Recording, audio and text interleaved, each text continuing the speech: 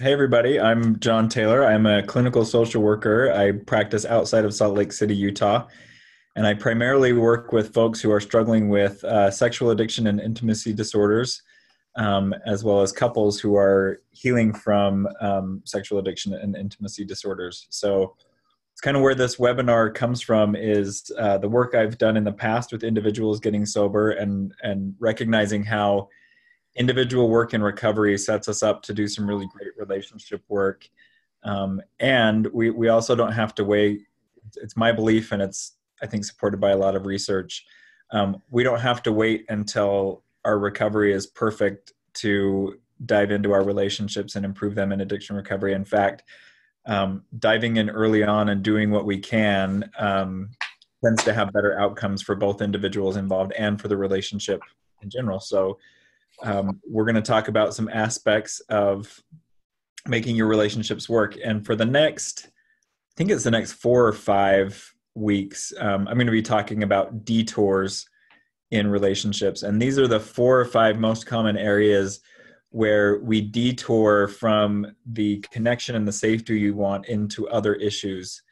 And these 4 or 5 areas, these are the ones that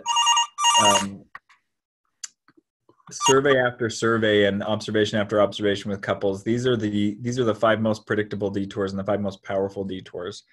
So that's what we talk about. And the one we're going to talk about today is chaos. So this has to do with how individuals in the relationship experience chaos and how they experience their relationship handling the chaos that is on the table. So when the relationship itself is unpredictable and doesn't provide security, order, or peace, this is when we would say there's chaos in this relationship. This can be one of the areas where the traditional wisdom on what makes a strong relationship comes up and confuses things. So, traditionally people would say a strong relationship happens when we have 2 really solid people who decide to be together and then they have a solid relationship. The truth there is there are other things that go into making a relationship solid, and nowhere in the research does it show that any one individual issue makes a good relationship impossible. So this is much more about, or good relationships are much more about knowing what the issues are and creating an environment, a relationship together where we can grapple with those issues. Those issues can come and go, and it doesn't overwhelm or tank our connection with each other. So some things that we look at with things that contribute chaos to the relationship when there's a lot of unpredictable, negative, overwhelming stress that piles up. And the key phrase in there is the piling up. This is what creates instability in the relationship. Again, one thing that we learn, here's your individual recovery correlation. Could you imagine if in your individual recovery, it had to be that the triggers never pile up or the craving never, or you never experience the craving? For a lot of people in recovery, some aspect of that almost never goes away. It's the piling up that creates the problem. And so that's what we learn early in recovery is how to process the pile, so to speak, so that we're not just building up and compounding issues that way. It's the same thing in our relationships. We can be in relationships that are under a lot of stress. We can even be in relationships that are the source of stress. But if we don't have things in place that let us process that and let us move through that, then that's when we get instability, is the piling up. So one of the places that we start in addressing chaos in the relationship is we have to identify what's external to the relationship. For example, children are actually an external stressor to a coupleship. Even if they're your children together and you chose to have them, that's where my wife and I have been having a lot of conversations the last few weeks, is how much our children are stressing us out and how all the changes in their life are things that we don't feel equipped for. So we have to identify the stresses that are external to the relationship and the stressors that are internal to the relationship. So internal stressors would be more like maybe how we interact with each other, insensitivities that may exist, issues like addiction and betrayal, which I would actually differentiate those. And I would say betrayal is always an internal stressor in the relationship. Addiction can be an internal stressor. It can also be an external stressor, depending on what's going on in the addiction and depending on how we orient to it. And that how we orient to it has a lot to do with where the addicted individual is at in recovery. So if the narrative for a couple long term is always, well, he's an addict, and if there's ever a problem in our relationship, we can trace it back to him and his addiction, that would be addiction as an internal stressor. If recovery happens and we really work on changing those storylines around ourselves, we work on changing how we show up in the relationship, then addiction as an external stressor might sound something like, he struggles with addiction, and that's something that the two of us are banding together to make sure that it doesn't harm our connection, that it's an issue that when it arises, he's able to take care of it the way that he needs to. I'm able to take care of myself the way that I need to. And so that, that frame of reference or that frame of thinking really speaks to a couple who has worked to externalize the addiction as a stressor and to be able to differentiate the two. Now, if my partner's in active addiction and has that kind of craziness going on, that can certainly become an internal stressor to the relationship. But I think it's important to differentiate there. A big part of how we process the stress in the relationship is being able to listen to and empathize with each other. So this is where early on in recovery, chaos may always be a detour, because there may be some pieces like if my spouse is addicted and they want to come and talk to me about how stressful it is that they can't stop betraying me, I may not have a lot of empathy for them. I may not have a lot of ability to listen, and that's understandable. So that would be a stressor in the relationship until that behavior changes for my partner. And then it may get to a point where years down the road, after we've done some recovery work and some healing and all of that, it may be that I can empathize with their struggle. I can empathize with their unwanted behavior that they don't want, and they work hard to keep it at bay, but it's hard for them because it's now not something that hurts me. So that ability to empathize and listen to each other, we have to experience our partner's stressors as not personal. And the fact of the matter is, some of those stressors are deeply personal for us, and others we tell ourselves they're personal and they're not. So we have to do some work to sort that out. A lot of couples, when it comes to stressors in the relationship, they prematurely jump to something that can be a great relationship asset. But when we prematurely jump to problem solving, this actually perpetuates the stress in the relationship.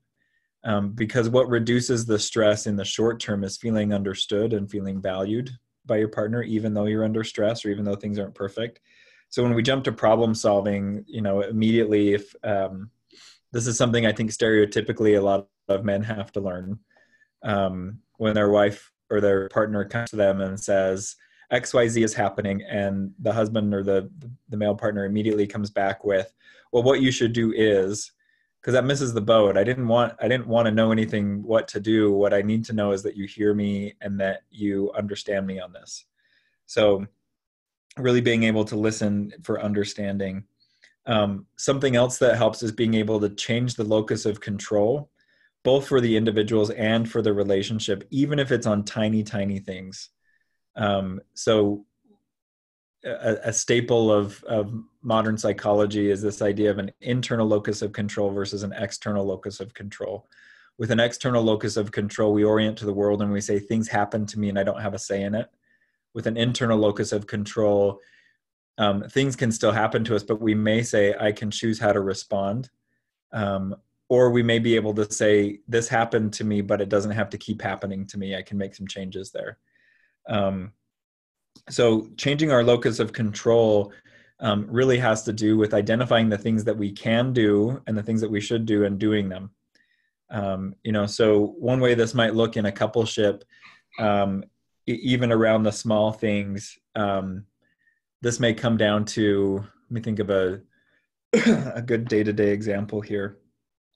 So if phones are a frequent interruption for a couple, and we've set aside some good time to spend together, but then so-and-so texts or so-and-so calls, and now I know you're going to be on the phone. One way we change that locus of control is maybe we say, when we have that time together, we put the phones away. Like, we're deciding, it's already a preemptive no. We don't have to look at the number that pops up and decide whether we'll respond or not. We've decided to protect this time, and it's our time.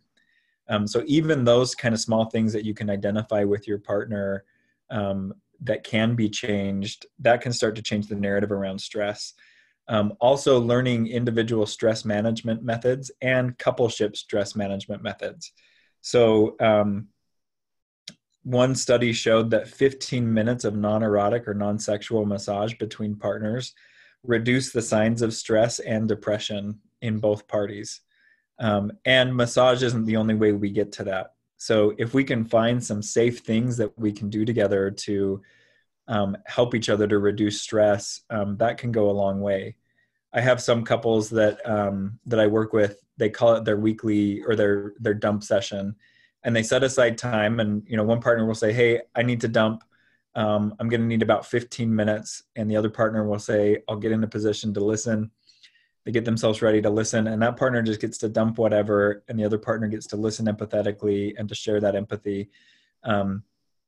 And that starts to reduce the signs of stress and depression in the system, because at the end of that 15 minutes, what I know is that I'm not alone as the speaker, and as the listener, what I know is that I can do something that helps my partner not to be overwhelmed, and that's a win for both of us.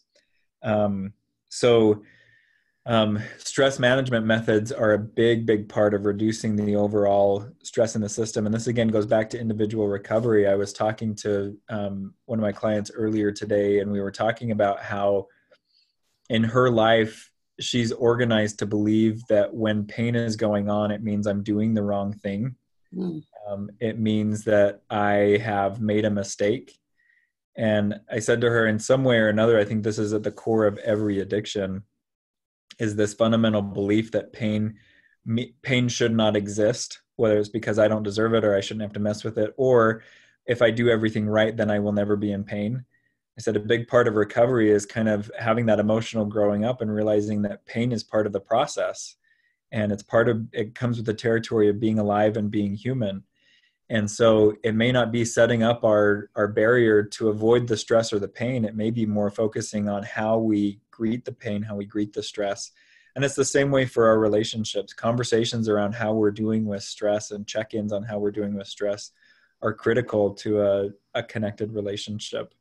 And that's even being able to have those conversations, I think, is part of what shows a greater level of attunement there. Not only can we talk about what we've got to get done, but we can talk about how it feels to get done what we've got to get done.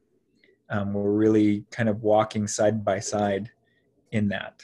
So that is the detour of stress, and a couple of practical tools for how you can start addressing stress in your relationship. I thought it was interesting when you started off that it's not just one thing, and I thought that's probably true on both sides. It isn't one thing that's going to make it or break it. And so, keeping kind of context of more the overall. And I think it's really hard sometimes to not get tunnel vision and focus on, well, our relationship would be fine except for, understand that, okay, well, if 90% is okay and we've got 10%, we're still in the positive category, and it may be 60-40 or whatever. But I thought that was helpful to think about. The piling up. And, I do think, I feel like, there are times when you go, oh, I just don't need one more thing, so that piling, and it's like, if that happened or that happened or that happened, but they all happened at once. And that seems like how life is, and when you were talking later about, dealing with the stressors and things like that, or the lack of pain that addicts think that now I'm in recovery, oh, everything is going to be Zen and we're going to all, live kumbaya and everything, it's just going to be, I now deserve, because I've somehow managed to quit using or doing whatever for the last 3 weeks, that things are going to be great now, it is, and I say a little tongue in cheek, but it isn't, it's like we didn't have any coping mechanisms. So, recovery is about getting coping mechanisms so we can actually deal with life. And Yep. shutting out the pain also meant shutting out the joy. So Yep. we've missed out on, when we're numbing to everything. So, I want the joy. Well, guess what? You're going to get, the not so joy too. But I really like too, setting aside time. And I thought, like I tend to be, people may be calling for treatment. So I do tend to, pick up the phone, and no matter what, my husband's been really good about it. It's like somebody needs help. Okay. So go answer the phone. But, I've gotten up from dinner. I can't tell you how many times, to go answer the phone. But I thought, that's really, to preserve some time where it's just like, this is us, and this is what we do. And even I like the scheduling. I need a time to dump. And I was thinking, I think I get that because my husband arrives at like 3:07. Typically he arrives home, and the dog and I greet him at the door, and the dog, just wiggles, and I'm like, and he's like, how's your day? And I go, woo, and so, I get that time. He's really good at just hearing me. And, I know I physically decompress just letting him hear, and he doesn't try to fix anything. He just listens, and that really is meaningful to me. And I would like to not do it right when he walks in, but I figure he's got a half an hour drive, so he's prepared for me by the time he gets home. And long term, I think that's what stress reduction in a relationship looks like, is we have these kind of automatic built-in things. But initially, when our relationship is a source of stress or it's not helpful, we have to mindfully practice that stuff. We have to make sure that we're doing it. That I think that comes along with attunement. I can't count how many times my spouse has gotten it just right, as the week progresses, saying, hey, we need to make sure that we really do something that we enjoy over the weekend. Or even in the middle of the week, there's some nights I come home from work and she'll say, I got a babysitter. I just thought we needed to go to dinner tonight. Nice. And it's usually not, that kind of reach usually happens not during times when everything's fine, but it's when one or both of us are under an immense amount of stress. And there's kind of this, like, I get the sense that we need to build in a buffer right now. And that, I think that comes with more time and more safety built in the relationship. But initially, we have to carve it out. 3:07 is my time that we're going to do some stress reduction. Well, I love that too. And I think, that just is like, we're the most important, and we're going to take time for us no matter what the chaos is going around. I thought it was fascinating that you said kids are an external, and I'm like, wow, that's a different way to, I get it after you explained it, but I was like, they sure feel internal because they're all over the place, and there's so much integrated into everything. That's a big part of the attitude. There's so many stressors that couples put in the middle of their relationship without even thinking about it. And I would say kids are one of those. But when we can stand shoulder to shoulder and we can say these little nightmares are ours to deal with together versus they're going to tear us apart, then we get couples who can weather, I think, some really great amount of stress with the kids, because it doesn't come down to who's to blame for what's happening here. If blame has to be set, then we say, we created this, or we contributed to this. What are we going to do about it? We can be a big stress reducer too when we start taking problems on as this is ours to work through a solution together. I think too that sets you up for when you're empty nesters. You aren't looking at each other going, I don't have a clue who you are anymore, because you've maintained those touch points all along the way and had the unified front, it's us against those little kids, so. The other, when you were talking about the internal and external focus, the locus of, I hate having things happen to me.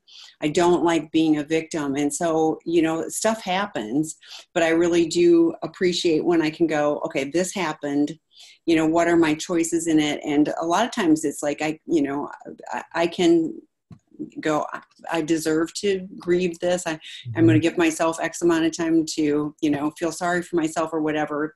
I have to, with that one, I have to put like a time, like you have X amount of time, it's usually in minutes, to feel sorry for yourself, and just feel sorry for yourself, play your sad music, do whatever you're going to do, and then move on. But that's helpful for me because I've got things that I can do. And it gives me a sense, not of control over everything, but that I'm not being victimized by the world, or being tossed about like the buoy on the water of like, well, whatever the wave, brings, I'm just going to, I'm at that, at that whim, so to speak. Yeah. So I'm enough of a control freak that I need to have, I get that I don't have control over everything else, but, having some idea that there are probably some practical things that I can do that will that will give me a path to how I can get through this.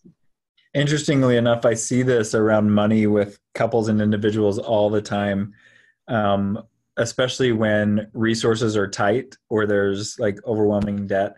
One of the approaches I do not see working long-term is to pinch every penny and to have no margins at all, just covering the basics and paying off debt.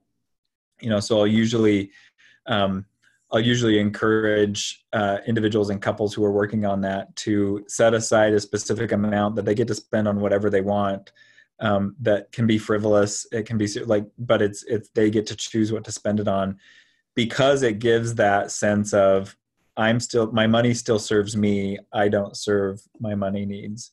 And folks who can do that around money, I think, tend to have a healthier relationship with it. And I think that could be said for most things. When we have some play, when we have some latitude and some choice, we tend to have a healthier outlook on whatever it is we're engaging with. That makes sense. It's like the highly restrictive diets too. It's like, then it just feels like, it's, I can't. And at some point you just go, Yeah. And so it feels like that makes a lot of sense as, I value my worth, so therefore, I'm going to have some money. I'm going to have some time. I'm, like free time. It's like, if it's always work and responsibility and things like that, then that isn't restorative either, and isn't helpful for me or for any of my relationships. Yeah. Any questions from our attendees today? It can be on this topic or anything else at all. Well, I've got more webinars coming. So we've got, starting this week, we have a new Wednesdays at 9:30 in the morning. We've got something, Pacific time, we've got something for each week of the month. And nice. One is your explore your spiritual side. So Mark Anthony Lord, who used to have a webinar with us, and then his schedule got so that he couldn't do that weekly. So, but I offered him a once a month, opportunity, and he said yes. So he will be the first week Wednesday of the month, and Kristen Snowden, who's been doing that, will have the second, and then Eddie Caparucci will have it will be more of a coupleship one. It's open to individuals as well, so it's not, but it's like, how do you take this coupleship, this relationship that's been experienced betrayal and everything, and how do we get to the other side? And so, I'm hopeful that we'll have some couples that attend that and are looking to, work towards that. And then Troy Love will have a webinar on attachment. So I think that will be a great focus as well. So for the weeks that have 4 weeks, or for months that we have 4 weeks in it, I've got the full calendar set. For the handful of months that have 5, I'm out of luck right now, but we'll see. But anyway, so these are Wednesday at 9:30 a.m. 9:30 in the morning Pacific time. So if you're on the Eastern time zone, it'll be 12. It'll be at lunchtime. But yeah. That Kristen's had one, and it was at noon, and then we created the drop-in partner group and had that be able to fill in every week because it was alternative weeks and so alternating weeks. And so then I was like, okay, so I moved Christians and then anyway, so, but it helps if we have something consistently, on the time. So I'm hopeful that having this variety of interesting topics and webinars at that time will be, we'll see how well received it is. So yeah, those all sound amazing. I will definitely be recommending those to folks I work with. And we're working on I'm getting closer to having, we had a request for an old lady posse group, drop-in group. There were some women and they were like, I've been married a long time. I'm not going to, and it is a little different than if you've just been married 2 years and found out, there's infidelity and things like that. But they were like, I want these people to help me be accountable and things like that. So they wanted it. I don't know if I'm going to call it the old lady posse group or I don't know, maybe the mature women's, I don't know. But anyway, so getting closer to having that one. I'm not one and I don't get to say, but I love Old Lady Posse. Well, there you go. Maybe it'll just say the old lady posse in quote. So yeah. But, yeah, I think it's, there's the Red Hat Society and I had this vision of everybody showing up in a red hat the first time to launch it. So we'll see, but awesome. Yeah, we're creating more and more opportunities to connect, with, on the site.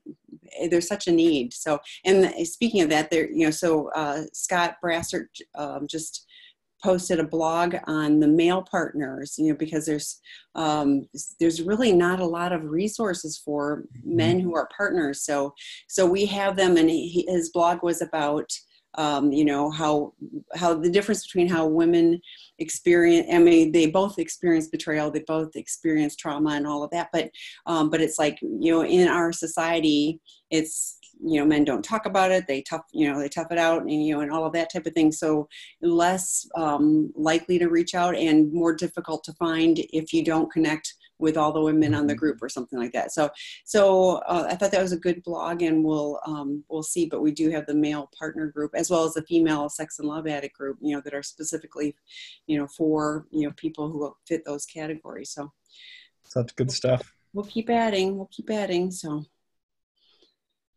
well, I think since we don't have questions, that we'll just look forward to the next installment. So we had chaos this week, and we'll see what comes next week. So yeah, I'll be back. Thank you, everybody. All right. Thank you. Bye. Bye.